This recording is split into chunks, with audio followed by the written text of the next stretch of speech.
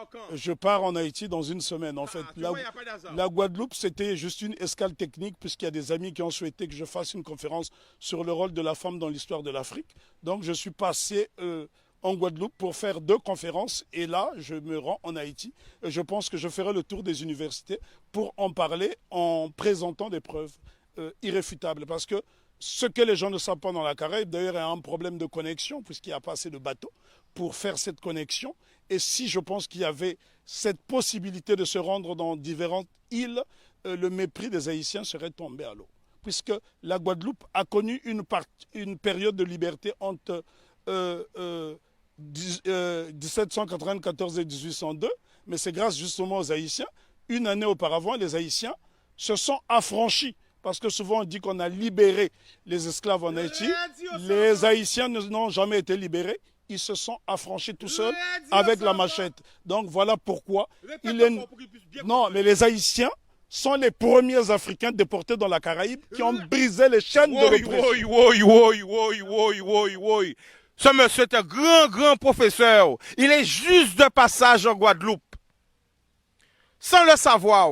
Mais il n'y a pas d'hasard. Je peux ajouter quelque chose? Vas-y. C'est à toi le micro. Nous devons savoir que Haïti a eu pour vocation de libérer toutes les nations opprimées. Ce qu'on ne dit pas assez souvent, lorsque la Grèce a été dominée par les Ottomans, au milieu du 19e siècle, ce sont les Haïtiens, sous la présidence de Jean-Pierre Boyer, qui ont libéré la Grèce. Et ce sont des choses qui n'apparaissent pas dans les manuels scolaires. Une autre information inédite, c'est grâce à la voix d'Haïti que l'État d'Israël a été créé en 1948. Donc ça, ce sont des choses que les gens doivent savoir. Haïti a été le pays le plus démocratique du monde, puisque toute personne qui arrivait sur le sol haïtien était considérée comme nègre. Donc tous les opprimés de la planète trouvaient refuge en Haïti. Et ce pays est devenu aujourd'hui une vitrine effrayante de la pauvreté. Je suis obligé d'insister sur le mot de vitrine parce qu'il a subi un blocus qu'aucune nation n'avait subi. Imaginez-vous qu'une petite île comme Haïti a été victime du syndicat des empires coloniaux qui était constitué du Danemark, de la France, de l'Espagne, de l'Angleterre, des États-Unis d'Amérique, de la Hollande, de la Suède, parce que toutes ces nations ne voulaient pas voir une nation indépendance nègre. Et souvent on dit de Haïti que ça a été la première république nègre. Non, Haïti n'a jamais été une première république nègre, ça a été un empire africain reconstitué, puisque l'empereur Jean-Jacques Dessalines va se faire couronner empereur Jacques Ier. Donc c'est la noblesse africaine. Attends, parce que là, je pense qu'ils ont trop d'informations. Non, mais il faut, c'est important parce que nous avons une méconnaissance de notre histoire. Et c'est pour ça que je suis venu jusqu'à Bastère. Bon, les gens de Bastère n'aiment pas ça. Mais pourquoi Chica dit Bastère, c'est loin? Bastère, c'est pas loin. Moi, on a du mal des fois, nous, en grande terre, à la Bastère. Et comme j'ai su que tu étais là, j'ai dit non, faut que je me dépasse en personne pour que tu puisses parler. Parce que mon combat, justement, c'est ça. Mon combat à moi, c'est faire un pont. Un pont entre toute la Caraïbe et Mama Africa. Ben, en tout cas, il y a beaucoup de choses à dire sur Haïti. Haïti est un modèle de fierté et de dignité. Ce sont les Haïtiens qui ont montré à la race noire tout entière ce que c'est que la dignité. Pour la bonne et simple raison, c'est en 93 ans après la révolution de Saint-Domingue, celle-ci va inspirer les Éthiopiens qui vont être conseillés par un digne fils d'Haïti du nom de Benito Sylvain, qui sera élevé au titre de jazz match par l'empereur Ménélique II. Lorsqu'on parle de la bataille d'Adoua, ce qu'on oublie de mentionner, c'est que l'empereur Ménélique II, qui a mis fin à l'impérialisme sur le continent africain, en tout cas c'est lui qui a signé l'acte de décès de l'impérialisme sur le continent africain le 1er mars 1896, 93 ans après la révolution de Saint-Domingue, c'est un Haïtien du nom de Benito Sylvain qui le conseille. Donc ce sont des choses à savoir et à intégrer. Je souffre de voir que les Haïtiens sont la risée du monde dans la Caraïbe, alors qu'ils sont ceux qui nous ont montré la voie de la rédemption. Donc respect, big respect à Haïti. En tout cas, je me sens haïtien. Moi aussi. Alors attention, parce que l'émission a tellement lourd. C'est ça, parce que l'émission a tellement lourd qu'elle est obligée de faire pression qui dit comme ça, tellement vérité. Oui, à mon avis, ces vérités dérangent et il y a des mauvais esprits qui sont en train de pénétrer la Caraïbe. T'inquiète pas, on va arranger tout ça. Ok, on va arranger tout ça. Salut à Haïti, hein, je suis en Guadeloupe, j'arrive. Voilà, tu vois, je ne sais même pas que tu allais. Voilà, on va arranger tout ça avec la grâce. Ok, eh bien, tout marche bien. Alors vas-y. Alors pourquoi justement nous avons, nous tout près comme ça d'Haïti, on a cette méconnaissance de l'histoire? C'est tout simplement parce qu'on a isolé la Guadeloupe et la Martinique pour ne pas que l'exemple d'Haïti fasse tache d'huile dans la Caraïbe. Voilà la crainte. Parce que Haïti a été une nation prospère. Il faut visiter Haïti pour se rendre compte. Lorsque vous voyez Haïti, Haïti est avant tout le symbole du panafricanisme, puisque le second chef d'État d'Haïti, c'est l'empereur, plutôt le roi Henri Christophe, qui était originaire de Grenade. Donc Haïti a eu pour chef d'État un homme de la Grenade et qui a été l'un des principaux bâtisseurs, qui a créé le Palais de la Monnaie, qui a bâti 15 châteaux, qui a bâti 4 forteresses, notamment la citadelle Henri, qui est le plus grand fort des Amériques. Et ce bâtiment est tellement beau qu'il faut le voir depuis le ciel pour en apprécier, pour apprécier l'ouvrage d'art que c'est. Parce que n'oubliez pas que 2 édifices essentiellement ont défié le temps. La citadelle Henri et le palais de Sans Souci qui avait 365 portes et fenêtres. Ça veut dire que le roi Henri Christophe pouvait se permettre d'ouvrir une porte, une fenêtre par jour pendant toute l'année. Et c'est pour vous dire à quel point, et les architectes étaient tous noirs. Si vous allez par exemple dans la ville de Kenskoff, vous trouverez le fort Alexandre et le fort Jacques qui sont reliés par un tunnel et c'est à 1200 mètres d'altitude. La question qu'on doit se poser, comment les Africains déportés à Saint-Domingue ont pu construire ces édifices qui ont défié le temps? Aujourd'hui, lorsque vous voyez un cyclone dans la Caraïbe, il suffit d'un petit cyclone pour que les maisons s'envolent, alors que les Africains ont fait exploser leur génie pendant la période de captivité. Bien que les Haïtiens se sont affranchis dès 1793, parce qu'il ne faut pas croire à ce que les historiens disent en faisant croire que les Haïtiens ont été libérés. Non.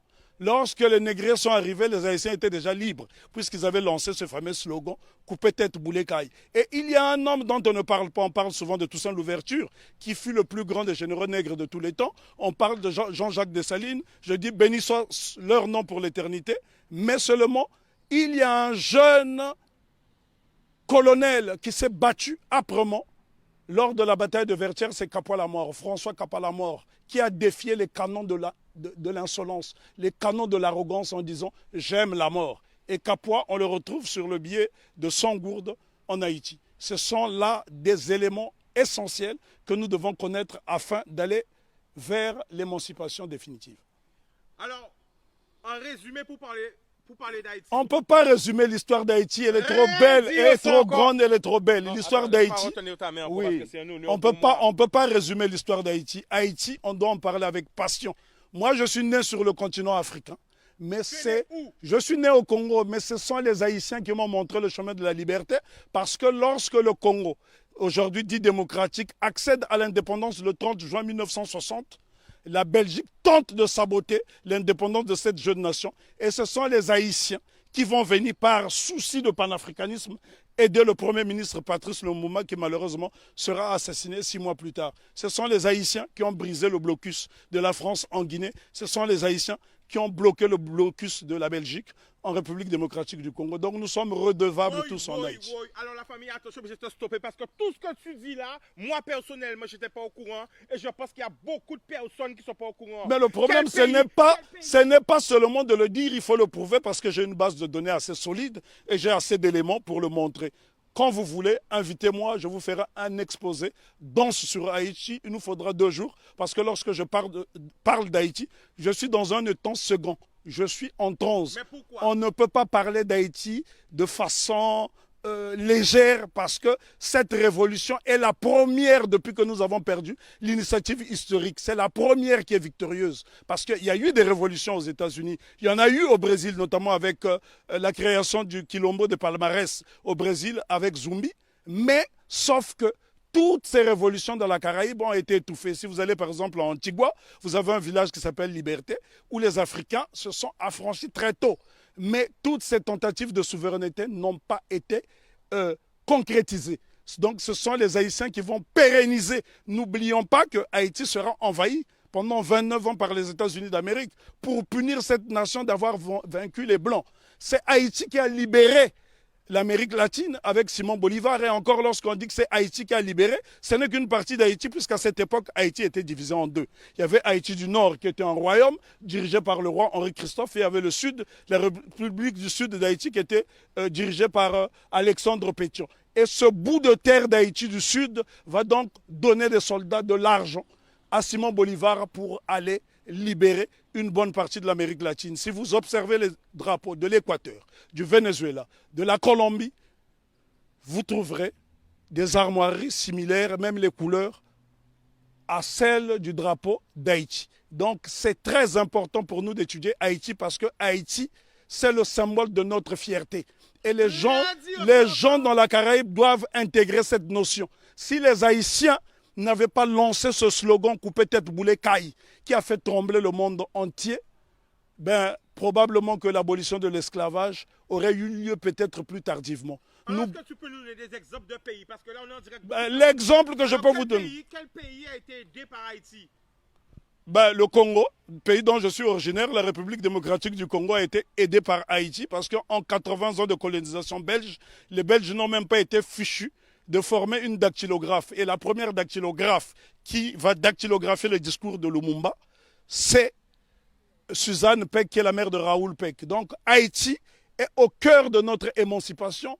Haïti a aidé l'Éthiopie, Haïti a aidé la Grèce de se libérer. Là, je vous parle de l'Europe. Haïti a aidé la Guinée. Haïti a toujours été au cœur de notre lutte.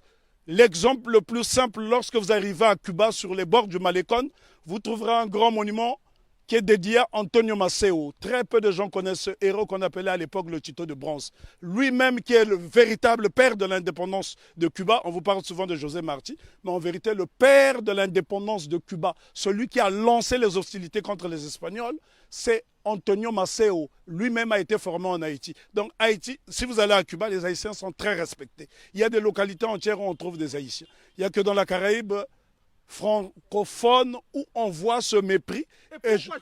La raison est que Haïti a vaincu le maître. Et quand on a vaincu le maître, les serviteurs finissent par